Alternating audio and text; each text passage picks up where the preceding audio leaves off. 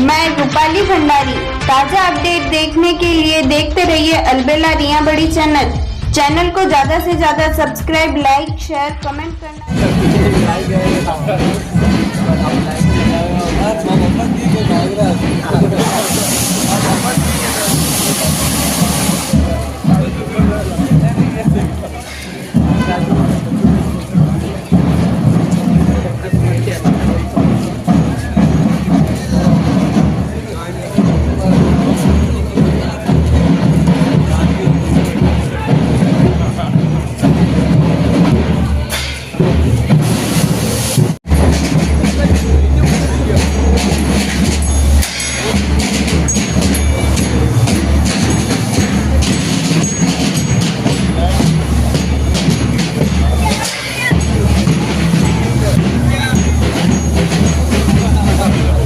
मजा आ रही है मोनू मोनू मोनू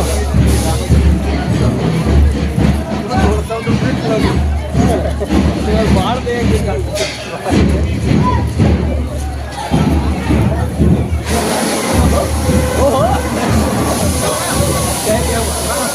अरे वाह भाई वाह।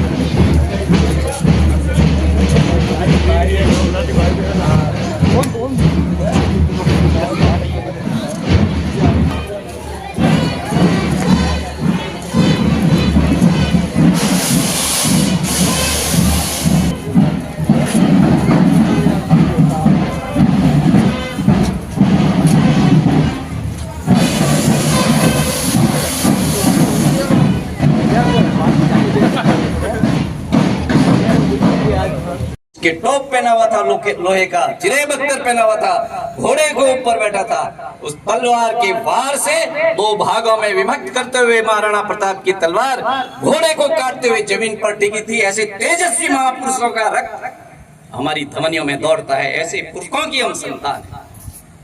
छत्रपति शिवाजी महाराज, ऐसे पराक्रमी लोगों की हम संतान हैं। ये सूरजमल जी तो हमारे यहाँ के दिल्ली के अंदर मुगल सल्तनत को चकनाचूर कर दिया था उन्होंने। ये लोहे का जो लोहागढ़ गेट है भरतपुर में, वो वहां से उठा करके लाए थे, उखाड़ करके लाए। मुगलों की बेगमों के पूरे रनवास में घास भर दिया था। ऐसे बलशाली योद्धा है। ये हेमा गहलोत तो अभी जोधपुर का हुआ है कुछ वर्ष पहले।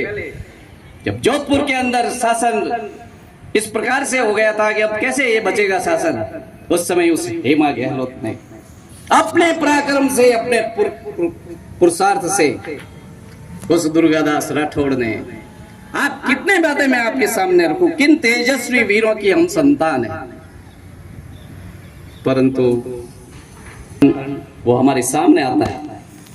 ये 1000 वर्षों का संघर्ष का जो कालखंड रहता है वो हमारे सामने आता है। इसलिए हम भूल नहीं सकते हैं कि मुट्ठी भर लोगों ने भी यहां पर शासन किया था।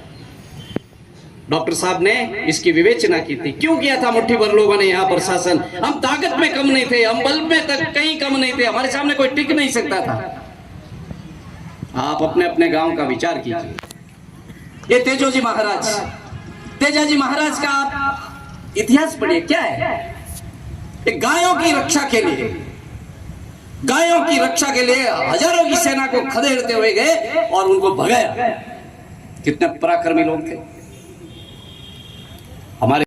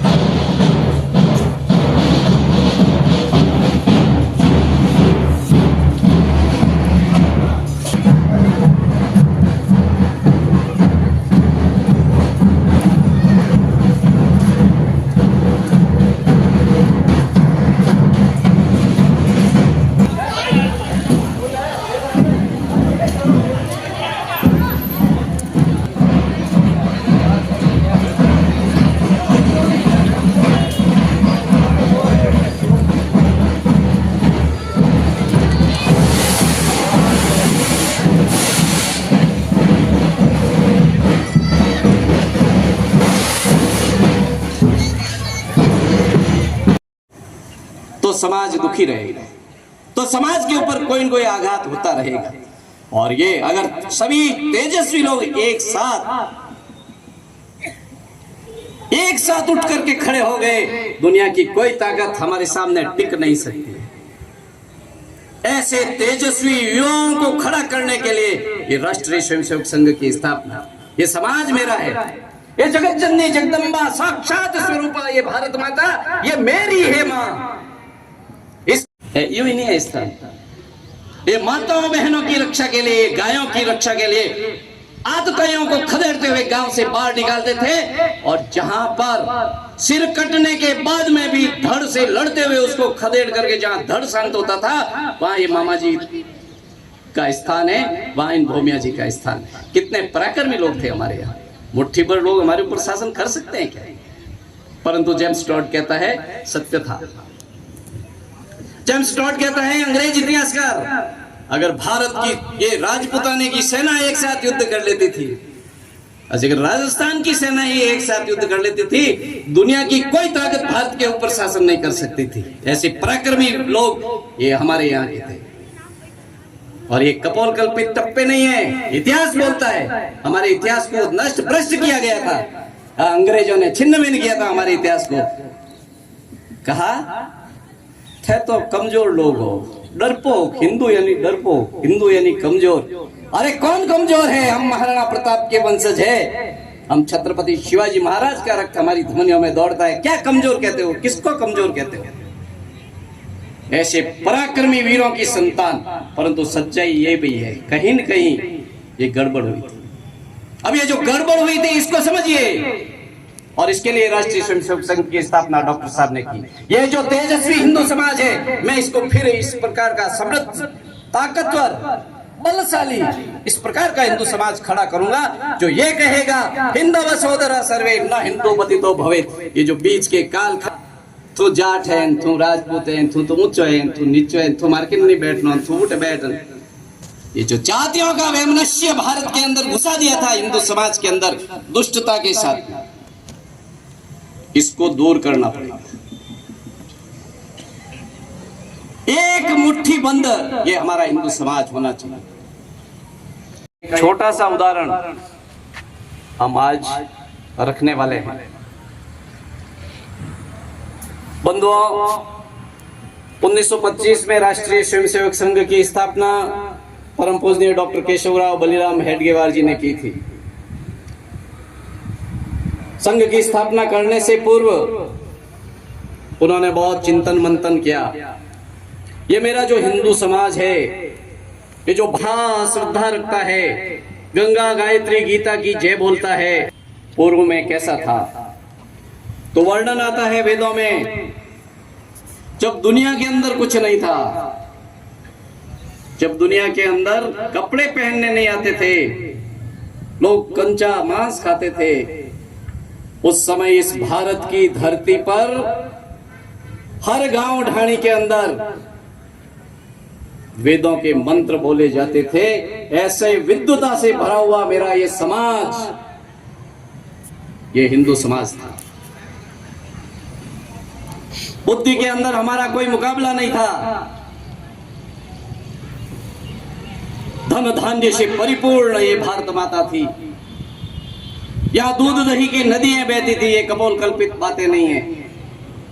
आप सब लोग जो यहाँ विराजमान हैं, आप सब गांव रा रहने वाला हाँ लोग, अपारे घर 10 साल पहला हर घर में गौ माताओं रो झुंड रहते। हर घर में 30, 40, 50 गौ माताओं रहती। दूध दही री नदियां बहती। क्या बोलना मतलब? धन धान्यों परिपूर्ण। आज भी आप जो आप विराजमान हो, हर घर रो अगर अपन आकलन करा, एड़ो कोई घर नहीं है भारत रे मायने जकन में सोनो नहीं मिले। सोनो हर घर के अंदर कोई 20 तोड़ा, कोई 50 तोड़ा, कोई 10 तोड़ा सोना है। ये सोना ऐसे ही नहीं आता है, हमारे पुरखों ने कमाया था अपने परिश्रम से। उस कालखंड से ऐसा श्रेष्ठ देश और ताकत के अंदर हमारे सामने कोई टिक नहीं सकता था। ऐसे बलशाली हमारे यहाँ के लोग रहते थे। मैं आपके सामने नाम रखूं तो कितने नाम गिना सकते हैं। जब विश्व विजेता सिकंदर आया था तो झेलम की तट पे उसको जिससे सामना करना पड़ा था, उस पौरुष को थोड़ा सा याद करिए। सम्राट गुप्त को याद करिए। कितने पराक्रमी लोग हमारे थे। रामायण काल की बात करते हैं, कितने पराक्रमी योद्धा थे। पण आपराटे कई बुद्धिजीवी घड़ा है जो के रामायण तो घणी पुरानी वेगी से हनुमान जी हाथ माथे पहाड़ लेने आवता है तो गप्पा लगे थोड़ी। उनकी बुद्धि विवेक काम नहीं करता है। तो हम थोड़ा आगे बढ़ते हैं। हमारे यहाँ के जो महापुरुष हुए, श्रेष्ठ पुरुष हुए, वो कैसे ताकतवर थे। 500 साल पहले, 5000 साल पहले महाभारत का युद्ध हुआ था। उसका वर्णन आप सबने सुना होगा, टीवी पर देखा भी होगा। कैसे योद्धा थे। एक भीम का वर्णन करें तो मदमस्त हाथी को एक मुष्टिका के प्रहार से गिरा देता था। पर तो भी लोग के थोड़े 5000 साल पुराना है, तो हम कहते हैं और आगे आ गया।